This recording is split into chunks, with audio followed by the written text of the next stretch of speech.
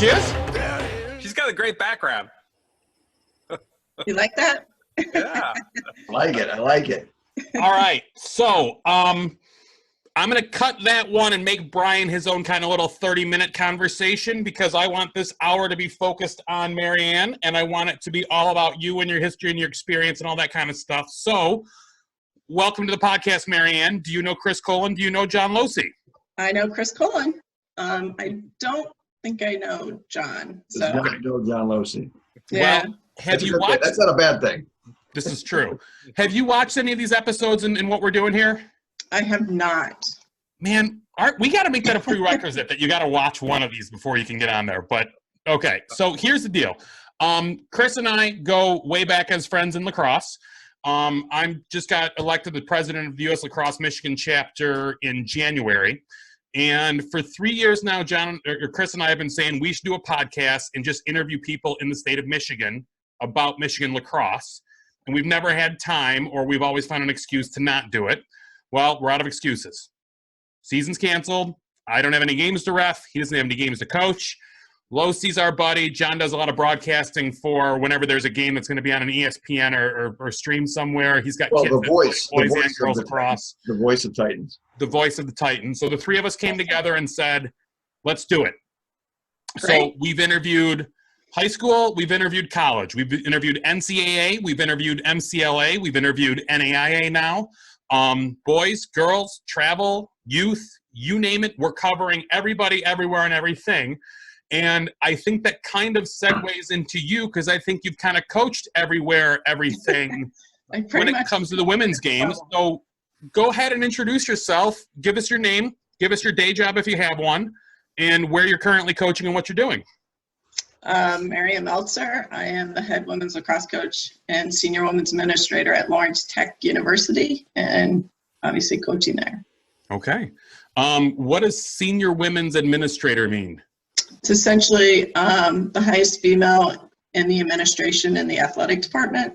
Okay. Essentially, it's an assistant AD. Gotcha. Okay.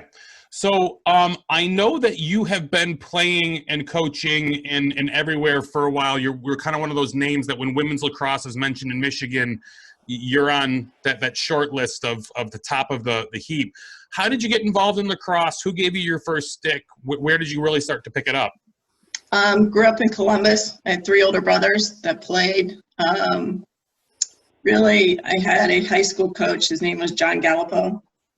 He coached my brothers when they were younger, and he retired and came back to coaching when he saw me coming up through the ranks. Kind of attribute a lot to him, just because he was the one that really encouraged me to get out there and look at schools to play in college, and he helped me through that. And so you started in Columbus and ended up at University of Maryland? Yep. And had a decent career there, it sounds like? I did okay for a Midwest kid. You're so humble. What'd you say?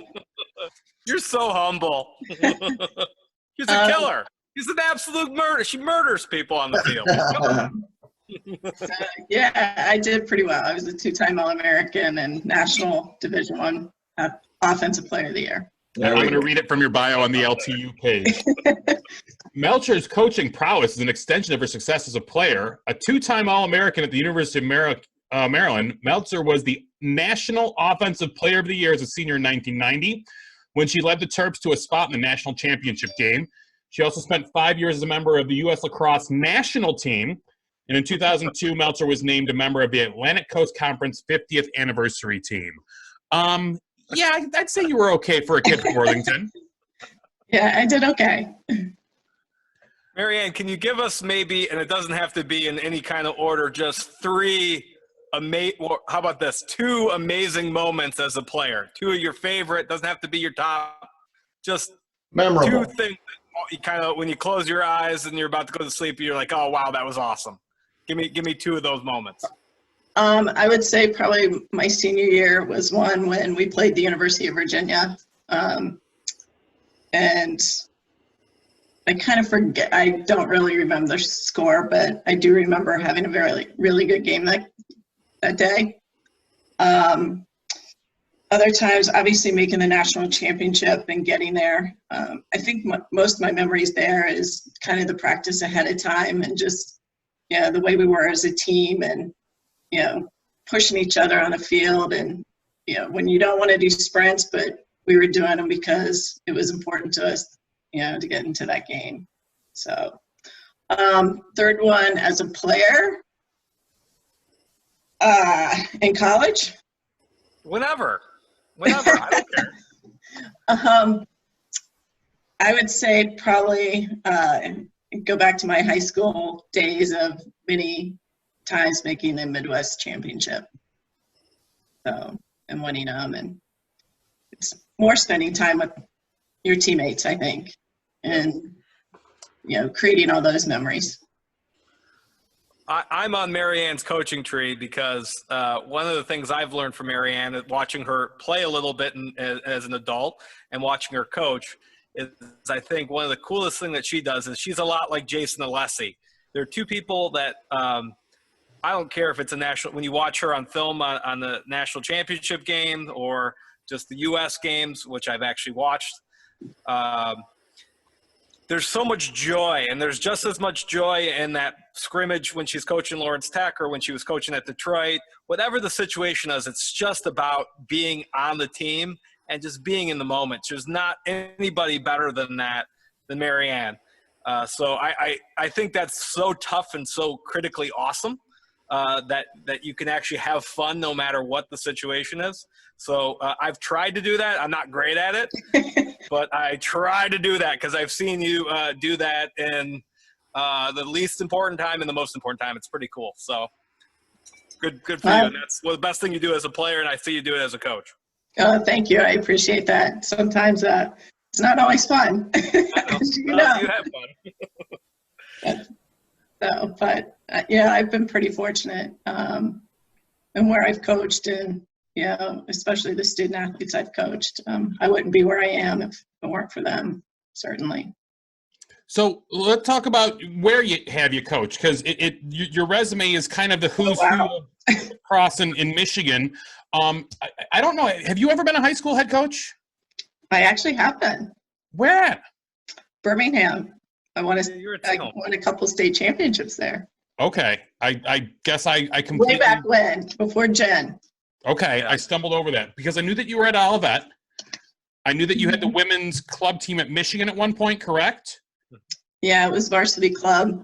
Same with JP when the men's was varsity club. Gotcha. But then Detroit plucked you to be their inaugural coach when they brought men's and women's on. Correct. And then now with the NAIA, do you have kind of I hate to put you on the spot like this and say compare D1 to D3 to MCLA to NAIA, but I am going to put you on the spot. Perfect. Give us some pros and cons of what you're really liking about the NAIA. I actually get to ref a lot of the men's NAIA games.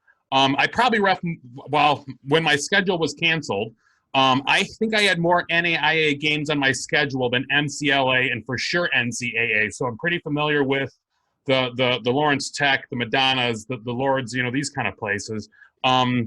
But I don't know it from the women's side. So just kind of give us your 2 cents on the NAIA, because I don't know if a lot of people really understand it's an option that's out there. No, I think it's growing more and more. Obviously, I do love it. I think LT has been a really good fit for me. It's very similar to the NCAA. We do have an opportunity to offer athletic scholarships. So I think if we're compared to anyone, it's Division II, very similar to that. In terms of what I've done at all my different levels, I haven't changed much in terms of I'm still preparing, we're still recruiting, we're still doing a lot of the same things that Division I, II, or III are doing. So, and it's competitive. I guess my big spiel when I go out and if I recruit and stuff, because there are some student athletes that are all about Division I, II, or III. And my biggest thing is I was fortunate I got to play at the highest level and I played. But I think the one thing I try to tell people is where does it really matter where you get, if you get a great education, you get money to play lacrosse, and you have an opportunity to play a sport you love and at a competitive, and play competitively. And Yeah, possibly win a national championship.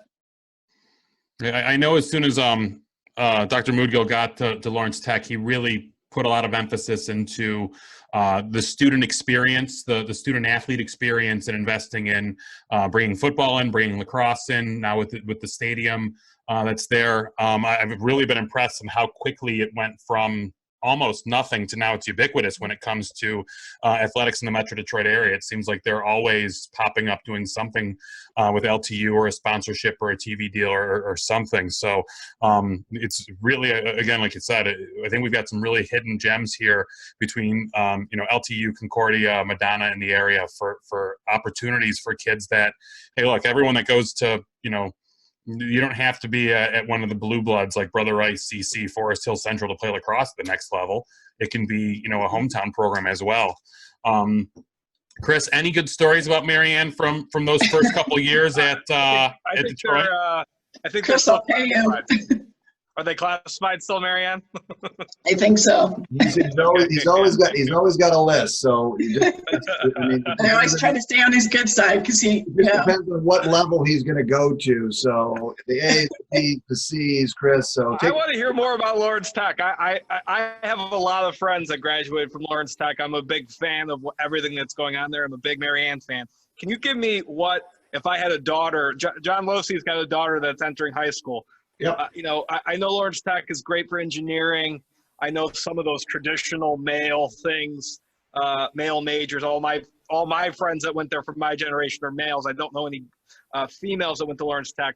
Seems like there's a pretty good culture of females there. Can you tell me what they're majoring in? What kind of the recruiting pitch is?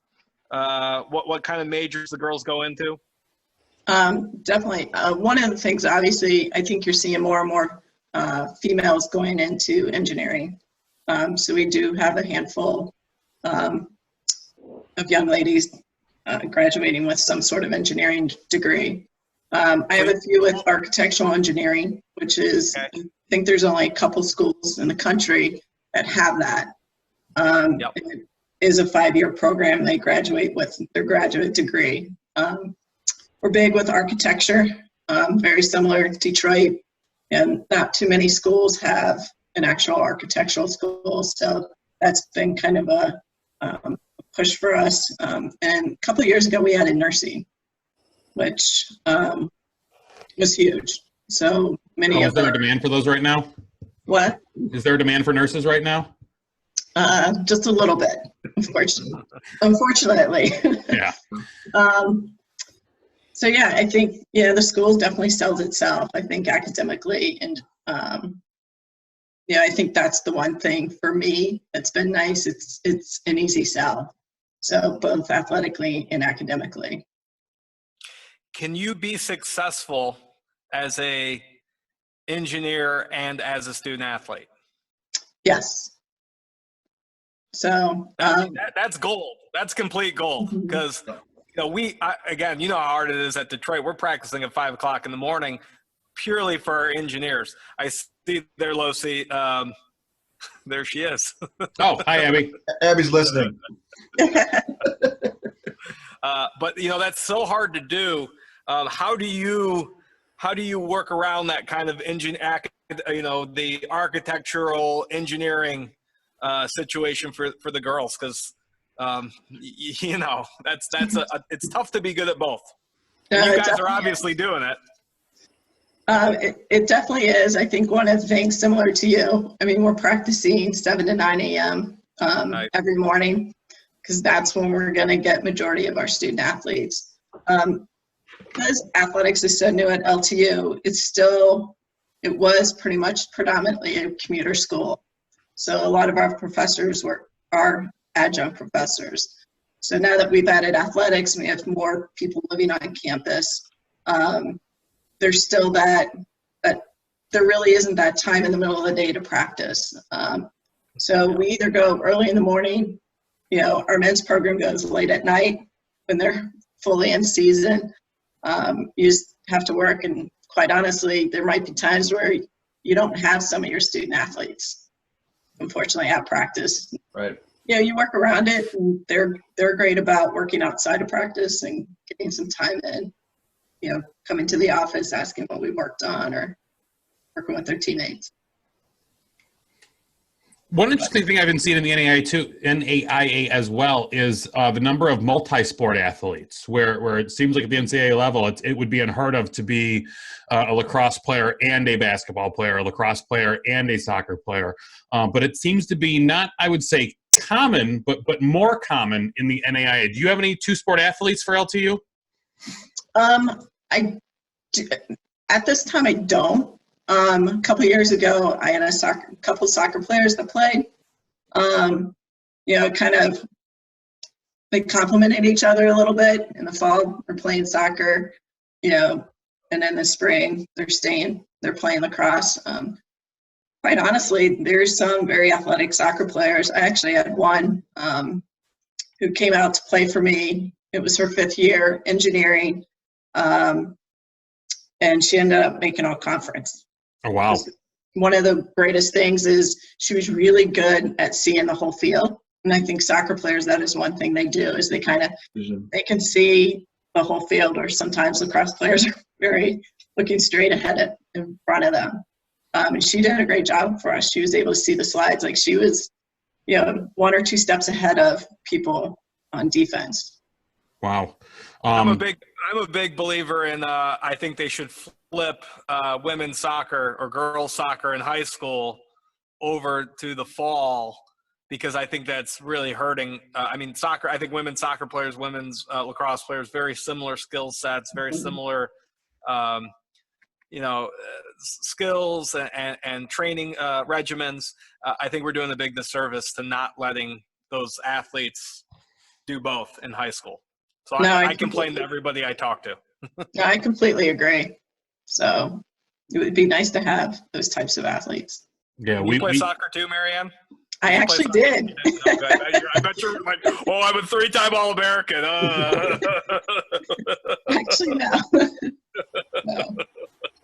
Well, we did have Mackenzie Lawler from Grand Valley on. We had Mike Emery from Rockford. We had Jen Dunbar on from Birmingham. All of them have kind of said the exact same thing that Chris has been an advocate of, is the two sports could be so complementary to each other. And right now they're basically competing against each other for bodies and kids, when every other state, it seems like if girls soccer is in the fall, you know, all these legendary North Carolina players that were two-sport athletes, or you know, were able to complement their lacrosse with their soccer training, or their soccer endurance and conditioning comes over to lacrosse. I guess it's just something that I'm kind of just starting to get my arms around, because I've been on the men's side the whole time, and I have daughters, but I haven't really dealt at all with, I don't want to say dealt with as if it's a negative, but I haven't had the experience of dealing with the women's game. So learning a lot more about that. I wanted to ask you too about Worthington, Ohio. So were you at Worthington when it was just Worthington, or was Kilbourne open yet when you were down there? It was just Worthington. Okay. I'm aging myself right now. Well, the funny thing is I think it was my senior year at Rice was Kilbourne's first year. Okay. And I ended up at West Point Prep with a guy that was from Kilbourne as part of that first class. Sitting around the barracks one day, we just, you know, saw his yearbook, picked up and started looking through it. I'm actually in his yearbook. The photos that they took of the Kilbourne lacrosse team that year was the game they were playing Brother Rice. We went and then looked up my yearbook. He's in our yearbook. Is he really? Yeah. So his Major Darren Baldwin, he is a special forces officer. Got injured in Iraq. We'll just say keep him in your prayers. He's not doing the best, but one of the people I respect most in lacrosse, an old teammate of mine, was a Worthington Kilbourne guy. So I figured I'd ask. Yep. So Losi, you've been awfully quiet. Any comments? Any thoughts? Oh yeah, I mean, I just wait for me to jump in and when I want to. So I guess, you know, my daughter's been playing since she was in 2nd grade, just because she's got older brothers. So she's had a stick in her head for a long time. And, you know, can you speak a little to, you know, really how the women's game has changed? Obviously 30 years when you played, as you've seen it progress really over the decades. If you kind of touch base, I mean, I've just seen, you know, I think the rules have evolved to make the game better. I think you know, that has improved the game. I think I've seen more physicality, more speed, obviously, with the more athletes. But Can you kind of just, 30 years and then maybe kind of split the middle and then now where we are today with the women's game? I mean, back out, if we say 30 years, I think the game was probably more of a finesse game type of thing. I think nowadays you're seeing, women are, it's kind of a cool thing to, exercise, weight lift, all that stuff. So I think you're seeing young women getting stronger, faster, quicker and stuff. I think also you're looking at the equipment. The equipment's very different in terms of the way sticks are strung and stuff. So stick work can be a little bit better versus, when it was just the wood stick and then eventually just plain plastic stick. So I think you're seeing a lot more, you're seeing a ton of things happening with the equipment and able to. And I think one of the things, it really kind of changed for me, or when I really saw it was, I think it was at Maryland. And Gary Gate was the assistant coach at Maryland, and one of the things he really focused on was stick work. Yeah. And, clearly they won 7 national championships or whatever in a row. So he was really a big advocate of just working on your stick work, and they spent many, hours and days in practice doing that. And I think from there, you just saw the change kind of happened. Yeah. And now, I mean, it's amazing some of the, what some of the young women can do with their sticks right now. Incredible. I mean, watching the game and just not seeing the ball hit the ground. I mean, for just long periods of time, it's not something you see in the men's game or the women's game. And that's what I enjoy. I enjoy the stick work. I enjoy, there's more so. I was a basketball player. I never played when I was at Brother Rice, and I was a basketball. But that was something that's always drawn me to lacrosse, is really the similarities of the picking. And you see that so much more in the women's game than you do in the men's game. Men's game is a lot of one-on-one and maybe, some pick and rolls, but the women's game conceptually, when you see the offense and the motion that goes into it, is great. I mean, I enjoy that piece of it.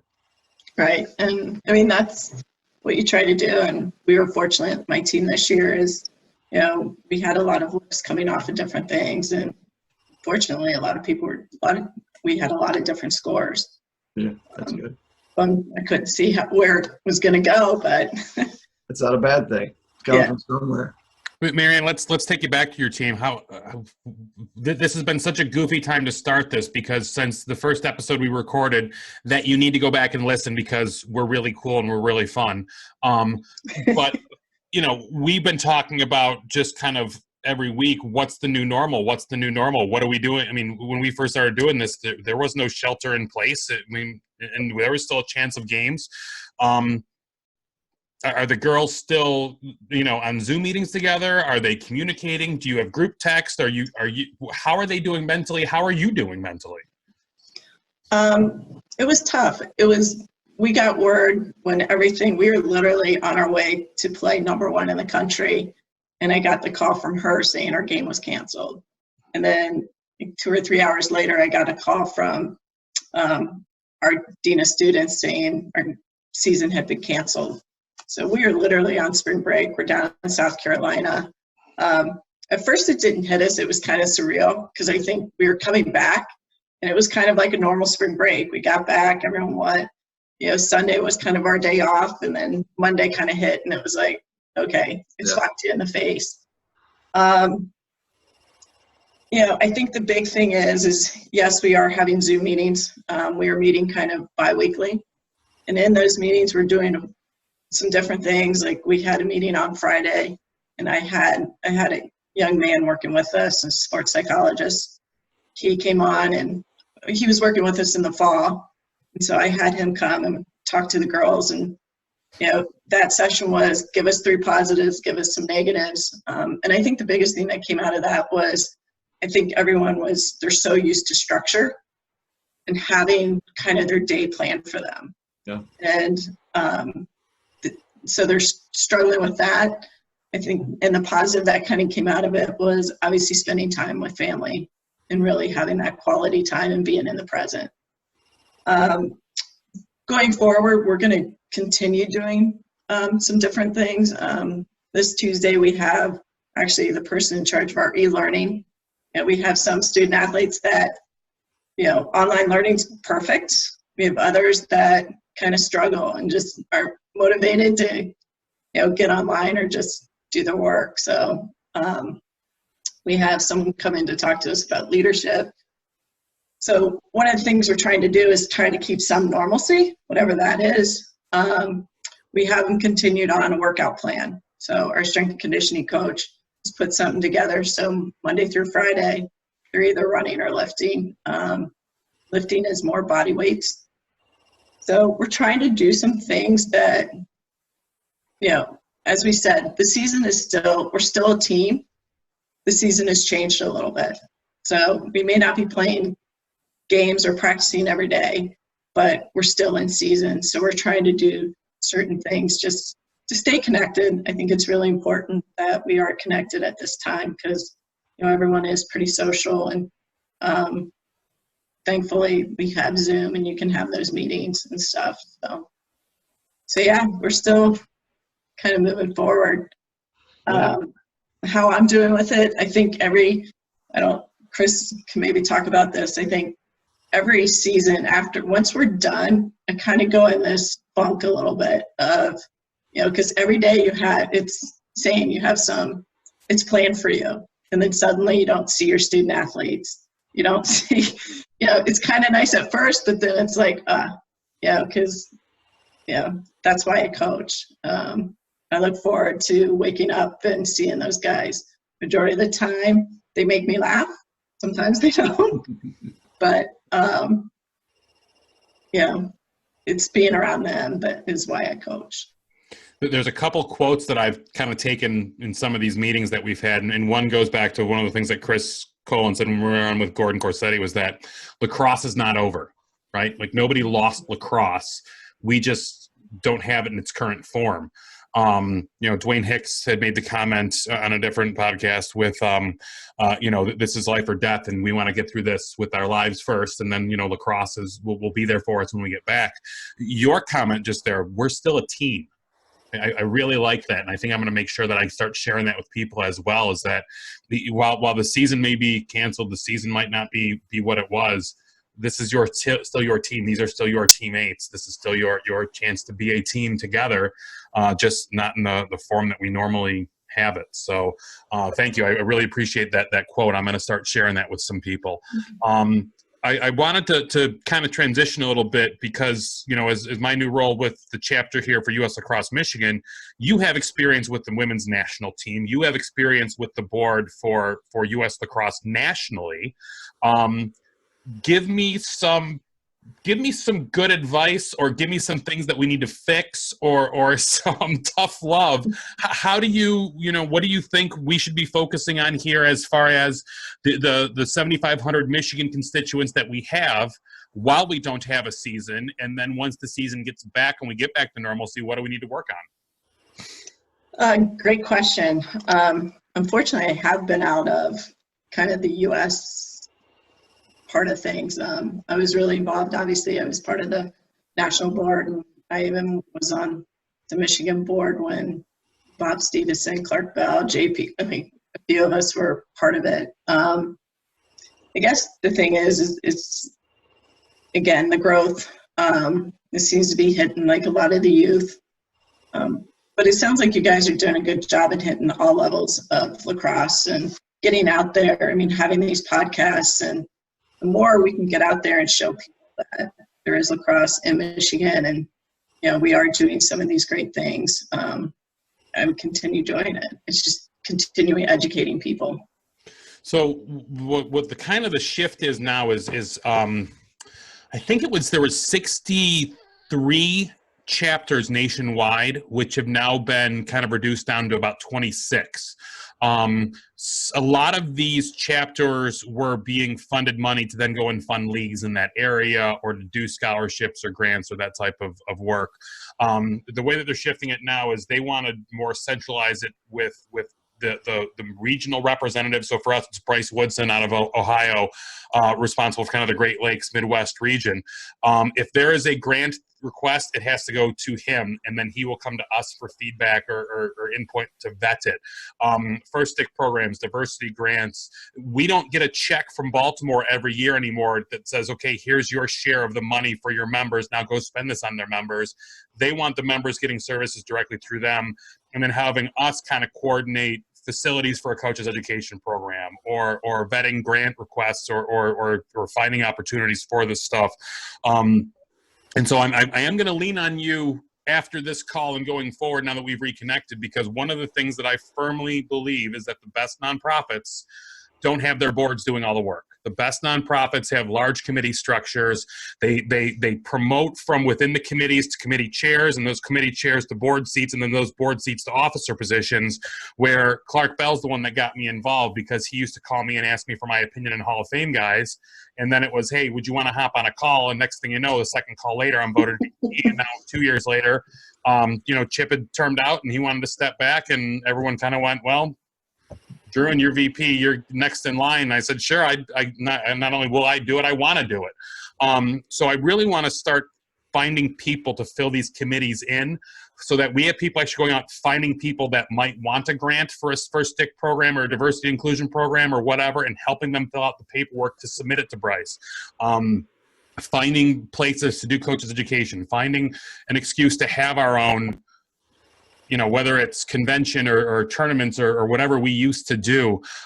Is there anything that you used to really enjoy doing as part of the board or being involved, or is there anything that you think that was dropped off that we absolutely need to get back to doing? When I was involved, especially at the national level, I think one of the big things is that's when I was really part of the WDIA, which is the club program. And I think US Lacrosse did, and they continue to do a phenomenal job just giving those young women an avenue to play at a national tournament. And those were some of my best days of coaching, quite honestly, is because you really there's the young women, they played for the love of the sport. Like, they had to pay to play and they had to pay to travel, but they did it, and they showed up to practices. And I think that was probably one of my favorite times is coaching. So I was really involved with them on US Lacrosse with the club level. Now, at the same time, one of their biggest focus was the youth. And I know we have pockets of youth lacrosse around here, but it's still in just pockets, unfortunately. And I would love to see that kind of across the state. More and more people playing youth. You are seeing more and more club teams that's offering that stuff. But there's still, I think we're missing out on still a lot of kids that maybe can't afford the club level. The youth, I think, another big focus I would think is inner city. I would love, we do have Cass Tech. I'm fortunate we just had our first commit from there. But I would love, that was another thing at US Lacrosse, is they were trying to focus more on some of the inner cities and helping those with the less fortunate. Two conversations that we've had. So one was with Mike Emery from Rockford, and he said he would love to see lacrosse come to the Grand Rapids, public school, the inner city of Grand Rapids. Summer Aldred, the head coach at Cass Tech, was supposed to be on with us a couple weeks ago. We had to reschedule. I think we're having her on in 2 weeks. But for somebody that just started and founded a program in the inner city, as well as we had a conversation with Pat Witt, who founded and started the Ovid Elsie Boys and Girls Clubs through grants through US Lacrosse. So I said to Emery, you find us a sponsor, a host, a coach for there. I can get Witt to help us fill out the grants and the applications. Summer can help them with, I'm volunteering these people, or as we say in the Cub Scout leadership, you're voluntold that you're going to be doing these jobs. We want to start kind of connecting the dots on that and being the conduit to help some of these people get those connections and opportunities that we didn't know about. I think you nailed it exactly there we do have so many great travel teams, travel programs, youth programs. But, talking to a guy like Pat Witt and Ovid Elsie, when we said, you don't have a JV or a feeder program, and he said, we don't have the equipment. we don't have, if we don't give these kids gear, they don't have it, and they can't afford to go play travel ball, because we're talking, and I'm not trying to, I'm paraphrasing what he said. This is rural mid-Michigan. This is, ag land. This isn't, high level, high end income families that can afford this stuff. So I really want to try to start finding a way that we can funnel more of these dollars and programs into some of those more non-traditional areas. And I think you nailed it with what we have available. We have to be, cognizant of the communities and what they might be able to bring as far as resources, where everything isn't, Brother Rice and CC and Country Day and University of Liggett, these programs where they can, can and do throw money at things. I think another area too is I don't know the men's side as well, but is coaching education and officials. I think that's one thing, I think being in non-traditional areas we're lacking is definitely the education on coaches, just even some officials. I know just the NAIA level, unfortunately, we were getting some officials that literally, might have had some high school games, and then suddenly they're doing these college games, and we can get more education. I know US Lacrosse and our college coaches organization is doing more, running more clinics and doing more things here in Michigan. But I think those Marianne, two things. do you think it's easier to officiate a women's game now with the rule changes? Not necessarily. I think the game's much quicker and faster. I think in the women's game too, there's so many gray areas, versus when you play here versus playing, south or east or whatever. So I think it's really kind of not necessarily do I think it's easier. It's quicker. Okay. I was hoping it would be easier, because I didn't get to watch too many games this year, but I always struggled with the gray area in the girls' game. It's one of the big problems in lacrosse in general. A game is not – you can watch a game on the Big Ten Network and then watch an ACC game, and the referee, it's not like watching a football game, an ACC football game and a Big Ten football game, where the officiating kind of looks the same. You can kind of figure out what's going on. It's one of the harder things in our sport that we deal with, because I always thought when my time is up, I'm going to be a JV boys coach and I'm going to referee women's. But I would struggle. I would be so bad at it. I would let everything go. It would be horrible. You'd be fine, Coach. You'd figure it out. I would be horrible. Well, actually, letting things go is not a bad thing. Yeah. As long as you keep it safe.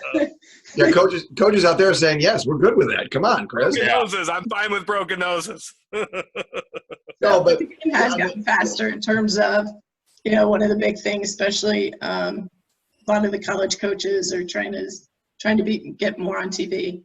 And so I think you've seen a lot of the changes that the women have made in the last probably 3 years have been hopeful to keep the game faster and quicker.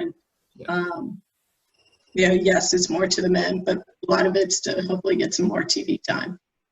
Yeah, more exciting for the women's game. Yeah, two things really that in that exchange on the officiating, you see it at the youth level so much. As I've seen my daughter play 2nd, 3rd, 4th, all the way up through 8th grade here locally. You'll have a team come in from Chicago and play us here, and it'll be a completely different game than when Brumby plays, Triumph here locally. And so that's, when you talk about the physicality in terms of letting it go, I've seen that very distinctly depending on where you play from and how physical the officiating is and what they allow to go through and what they don't allow to go through. So I think the consistency is something that I struggle with too, because you just don't know what you're going to get until you get into the game. Right. All right, I got to chime in on the ref's point of view. Before we throw all of my friends. We forgot we've got a ref on the line. I forgot. Yeah. So we see this especially in the men's college game with things like shot clocks and the dive, and now this year we had the crease within the crease and the goal mountain, and we're the ones that have to officiate and implement these rules on the fly. That I guarantee you, not a single one of these rules is ever because a ref came to the committee and said, "Hey guys, I got an idea." let's put diving back in, or hey, let's put a goal. Like, we're the ones that are going through continuing education, training, videos, face-to-face meetings, doing tryouts, doing observations, having US Lacrosse plus NAIA plus everyone else, making sure that we're on top of this. I don't think people understand how much work the refs put into our off season and our training to get ready for the season, not just to drop a couple pounds and get our knees, working again, and so we can get up and down the field. It's really focusing on the new rules. I do have one story I want to share about, the difference in regions and reffing. So there used to be the roller coaster rumble tournament down in Sandusky, Ohio. Chris and I drove down together one year, I remember. And I'm doing a game, and the one team, I'm not going to say where they were from, but they were an Oakland County team. And I'm doing the parent side, all the folding lawn chairs and all the red plastic cups of Bloody Marys, all those parents. I made a call against the Oakland County team, and the dad standing directly behind me, 5 feet away, mumbles and goes, "These effing Ohio refs always screw us." And I just turned around and looked at the guy and said, "Hi, I live in Clarkston, Michigan." Turned around, ran the other way, and all the other parents just started getting on him and teasing him. But it was like, perception may not be reality in all cases when it comes to some of this stuff. And I know that, we see this too. We had Gordon Corsetti on, who used to be the director of men's officials training, I think. And I tell the story that, I went down to Laredo. My first time, I had a clinician from Long Island, I had a clinician from Baltimore, and I had a clinician from Illinois. And each one of them gave me a different critique on how to do something the way that they do it in their region. It was how you sweep the box coming from lead to trail, and how you kind of deal with the substitutions. And one guy said, get at the back of the box and put your butt on the table and watch everything. One guy said, stop at the cone and make sure the coaches can communicate with you. The other guy said, don't even go in the box. Get the hell out of there and get into the game. And it was like, okay, well, I got the Long Island way, I got the Baltimore way, and I got the Illinois way, and all of them are wrong compared to how we think we're doing it right here in Michigan. So there is a little bit of that we see. I did kind of want to ask you, though, with what you're seeing in the NAIA, officials and that stuff, are you seeing any of your girls that have graduated over the last few years putting on the stripes, or are they getting back into coaching? How are they paying it forward, or is it just, I tease Colin and I tease JP because so many of their guys, especially JP at Michigan, they're not in the state anymore. They graduate and they're gone. Right. Whereas Colin's guys, I would love to make Jamie Hebden a head coach somewhere or make him an official. He's busy dealing with med school right now and testing the world for COVID-19 cases, so it's kind of hard to really bust his chops for not giving back to the game right now. How are your girls, and are they staying involved? Some of them are actually out there officiating. I have a handful that are actually coaching as well. So I think it's really important. That's one thing that if I learned from my high school coach was, you always have to give back. The game has been so great to me, and that I think it's important that you give back in some sort of way. And I have been very fortunate that many of my players have. I have a couple of officials. I have a couple that are out coaching at high school level, JD type thing, like Chris was saying. Because they're busy doing their everyday, real life. Job. Yeah. So I think it's very important that everyone tries to give back if they can. Good. Yeah. And any of them that want to get involved in the US Lacrosse level, we need a treasurer for the association. So if you have any accountants or business majors, they can balance a checkbook. They're hired pretty much. That and pass a background check. But in all seriousness, we grilled tonight. We got the grill out. We had dinner on the deck as a family tonight. And my wife looked over at me and went, I can get used to this no lacrosse thing. This is the most you've ever been home. Yeah, I know, right? It's only been 1 week. Give her a couple weeks. Exactly. Yeah. That will run its course quick. Well, apparently I have 3 kids. I thought there were only 2. There's a third one here now. It's crazy. It's crazy what you find out here. Yeah. I had one quick thing related to recruiting in terms of where you're seeing the majority of recruits coming from. Are you diving down? Have you got a pipeline in the Columbus area down in terms of UA and Kilbourne? What about up here? where are you pulling your recruits from, and where are you focusing on? I do focus mainly on the Midwest. I think there's so many programs, college programs right now that are recruiting the same student athlete. Yeah. Yeah, there's not as many programs, high school programs in the state of Michigan to maybe have a lot of those. Half those student athletes are either just going to a school because they want to go to a school or a big school or something just for the academic portion. I try to be creative in the sense that I try to think outside the box and look at athletes from other, sports that maybe can transition into lacrosse, because I feel, and they're athletic. I feel I can teach the skills. I just can't teach the athleticism. Right. And I have been very fortunate, being in an NAIA school, you don't have typically, numbers on a roster kind of, sometimes it's hard to get. I have been fortunate. We have been successful, so it's been a little bit better than other programs. But getting those student athletes, just thinking outside the box, trying to get, Creative. from other sports to maybe come and check it out. And, I think that's been important.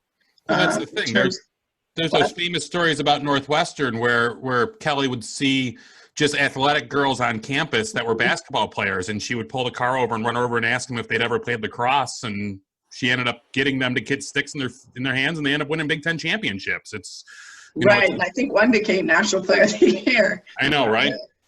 So yeah, I think that's the one thing is you have to think outside the box a little bit. It's interesting. My roster's kind of Michigan and out of half Michigan, half out of state. So I'm looking at your roster, a lot of Detroit suburbs, Hamilton, Ohio, Waunakee, Wisconsin, a couple girls from Minnesota, but not seeing a lot from the west side of the state as far as I see one girl from Grand Haven, but not a lot from any of the traditional Rockfords, EGRs, any of that. Have you tapped into that region at all? I did have a young woman that played for me from Rockford. She was an All-American for us 2 years ago. The thing is a lot of those programs aren't looking at the NAIA schools. Right. I think some of, and their coaches are either trying to push them to go, Division I, II, or III. But a lot of those top programs, you're not seeing them look at the NAIA schools. Gotcha. And if they are, they're probably sticking close to home. Is there more of a push to the boys' side of lacrosse in NAIA compared to the girls, or is one ahead of the other? Are you guys simultaneously kind of in the same spot in terms of, where I'm going with that? Is there more of an appetite for the boys in the NAIA side than the girls? I think it kind of goes back to, I don't think it has anything to do with necessarily NAIA or men's or women's. I think what I've seen is typically they're more male, want to play, just want to be part of a sport and part of a team.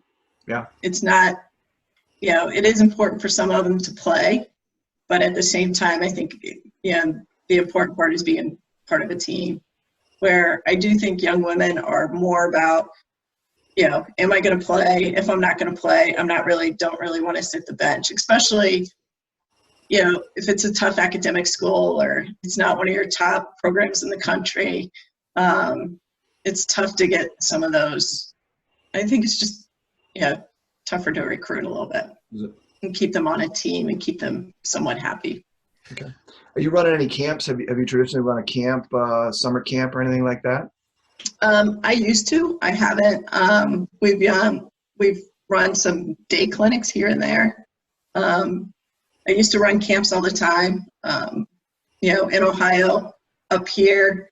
I think it just got really saturated with a lot of camps and club programs. I actually owned Detroit Lacrosse Club prior to Sherry. Just my time in terms of marketing it and stuff, I just didn't have the time to really focus on that. My focus was more on my team. Yeah. I kind of got out of the camp situation a little bit. Just like I said, there's so many going on and so many prospect camps and everything. I just have kind of shied away from that a little bit. I was just thinking about it from your facility with the new facility because I went to Brother Rice, and so I was over there as Brother Rice is doing their football games over there. So I got to see the the stadium firsthand, and it's a beautiful facility. So yeah, they're doing a great job with it. Hopefully they continue. Add more. All right.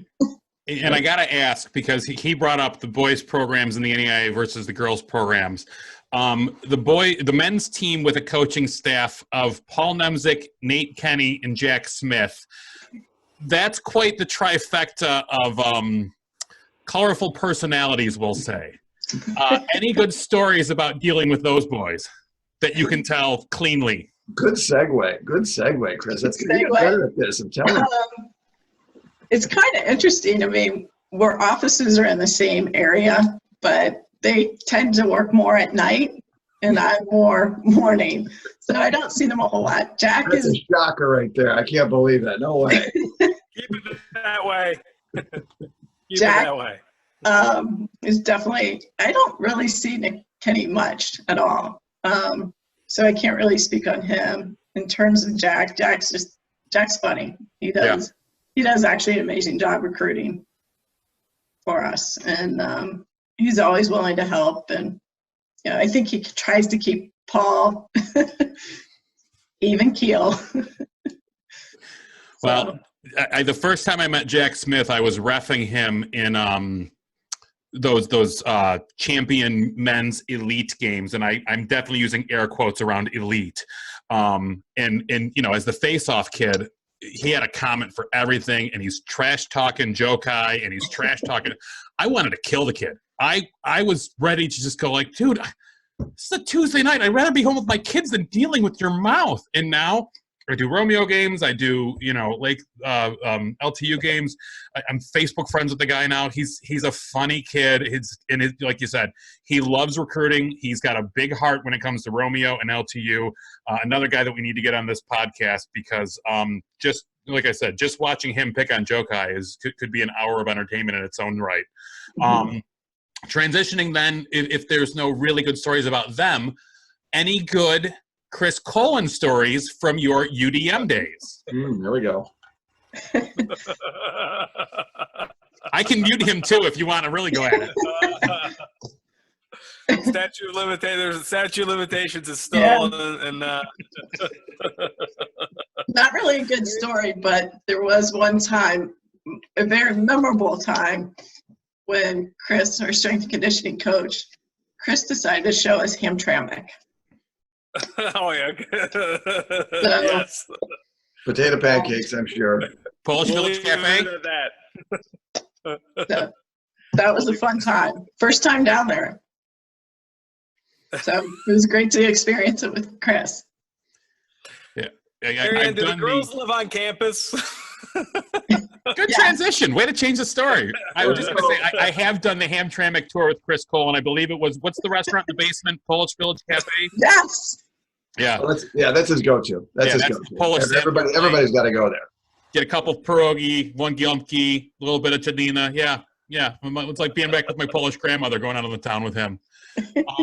Okay, we'll transition away from that. I've got a couple more follow-up questions on the girls' game. You've been a part of the girls' game for more than a couple of years, and I am now transitioning from the boys' game exclusively to now coaching my 10-year-old daughter, and I also have a 4.5-year-old that have been a ton of fun, but I'm still trying to find resources to teach me more about the women's game. If I wasn't involved so much, if I was just a random friend of that from work, school, church, wherever, it says, hey, Marianne, my daughter wants to start playing lacrosse. Where should I go? What should I do?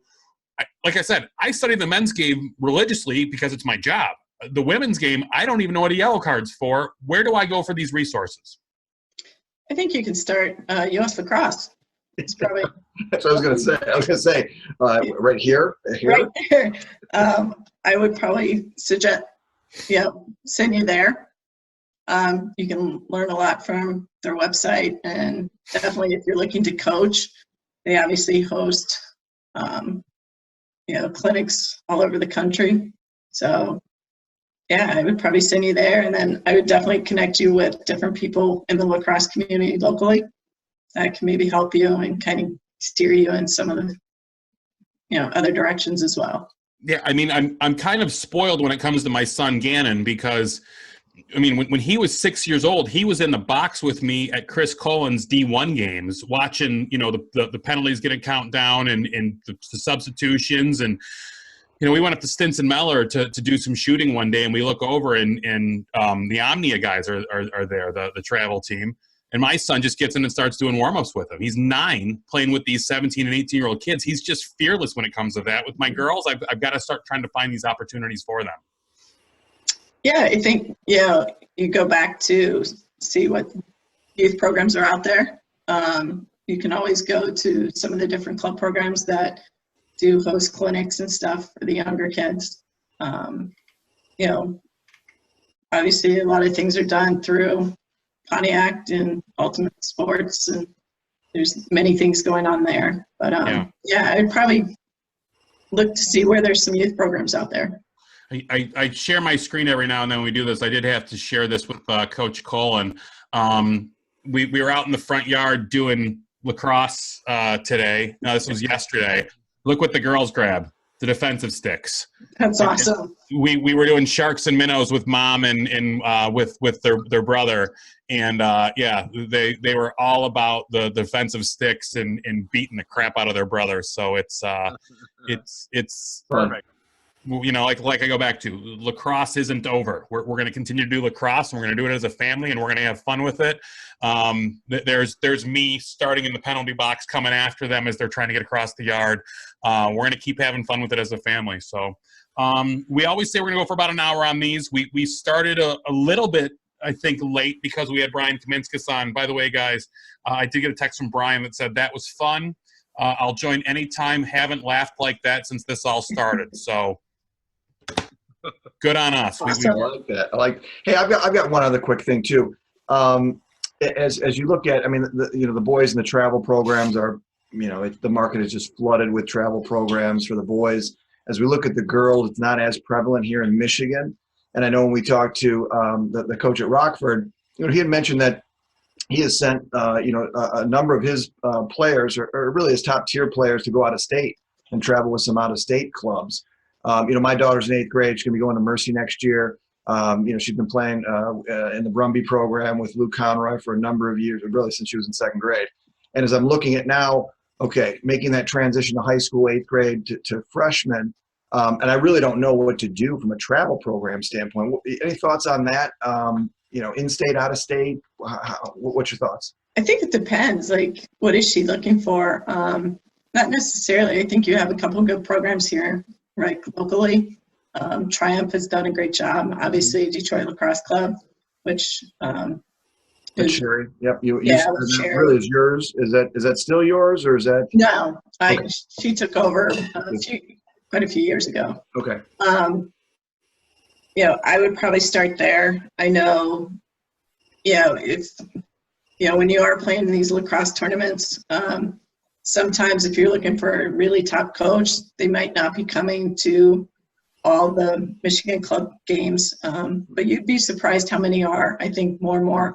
I mean, look at Izzy. There's quite a few Michigan players that are doing really, really well in college at the Division I level. And, Izzy played Detroit Lacrosse Club for a while. Now she did go and play with Mass Elite, I think some.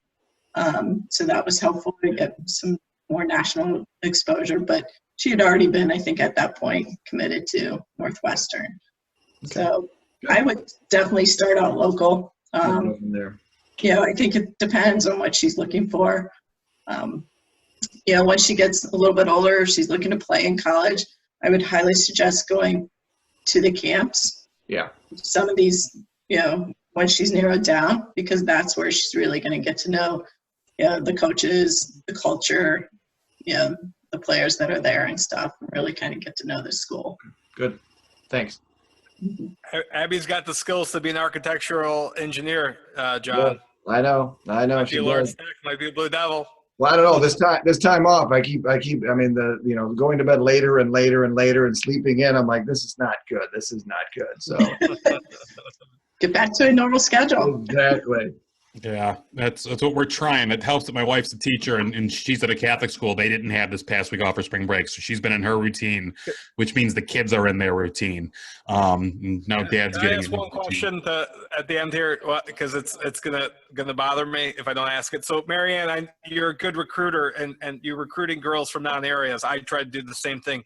Give me your top 2 attributes that you look for in an athlete. Work ethic, athleticism. What kind of athleticism? Write those down. Quickness. Yeah, I think quickness, just game sense a little bit, knowing somewhat of the game. But obviously if I'm recruiting some kids that have never seen the game, but I would probably say quickness.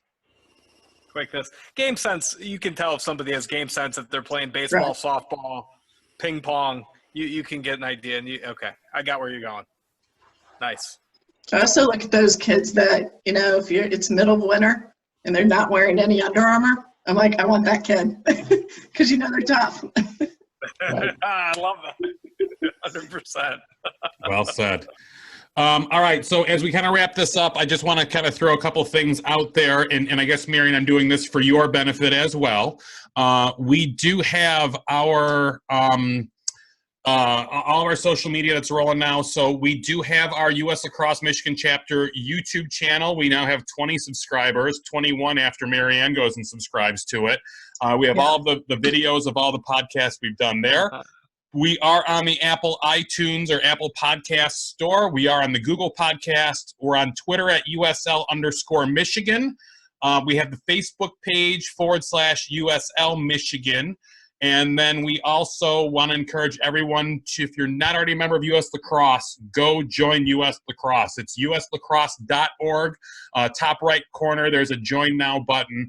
The more that we do these podcasts and the more people that we talk to and understand what US Lacrosse is doing for people that we didn't even understand or know about, it's the more that it's making us feel better that it's not just about the magazine or some insurance that you're never going to use. US Lacrosse does a lot of good across this country, and especially here in the state where it's helping non-traditional programs, diversity, grants, coaches education, officials training, recruitment, all that kind of stuff. So, Marianne, I will be tapping into you to try to find some more people for some of these committees. Maybe some of the folks that were involved back in the day that stepped back from it that might now be retired and now might have time to do more. But yeah, we're just trying to build the committees up and get more people. I would love to, if at the end of my 3-year term as president, I get to say we had 7,500 members and we got it to 10 grand or whatever it can be as far as how we can grow the game here locally in the state. So Marianne, Chris, John, any final parting shots or thoughts as we're kind of wrapping this up on a Sunday night? Just want to say thanks, you guys, for doing all this. This is awesome. Awesome to see what you guys are doing for US Lacrosse Michigan, and I will certainly pass your social media stuff on to my players. And Awesome. Thank you. We're going to tag LTU Athletics and all this stuff if they can retweet it or repost it. We've just had a lot of fun. We did 5-6 episodes last week, and I finally said to the guys, I got to stop booking so many guests because my wife doesn't see me after 9 p.m. Somehow we got blamed for that. He's booking it and then telling us that it's kind of our fault. I'm like, wait a minute, we're just following along. This is true. So to just kind of preview it, we have Marianne tonight. Tuesday we have Liberty Provost, who's a guy originally from out east in New York that's now running the Traverse City programs. And it sounds like he's ended up in Traverse City by way of Grateful Dead tours and college athletics and everything in between. And then Thursday, we've got Rich Kimball on, and Chris and I get to harass him about never recruiting us and us having to go out east to play. So that'll be fun. And then the week after that, we have it's kind of I'm going to hang out with my buddies week. So we're going to have Mike Costello on, the old Plymouth Canton coach. We're going to have Matt Cosgrove on for all of his wonderful stories. And then we're going to try to get Sean Higgins on to talk about stringing sticks and Stinson Meller and everything that's going on within the gear world while we're all shut down. It's maybe time to work on our sticks and our pockets and our stick skills. So a lot of fun next week and the rest of this week. great. Hey, see you, Marianne. You're the best. All right. See you, Yeah. Colin. Have a great night, guys. Thank you. Nice See ya. meeting you. Yes.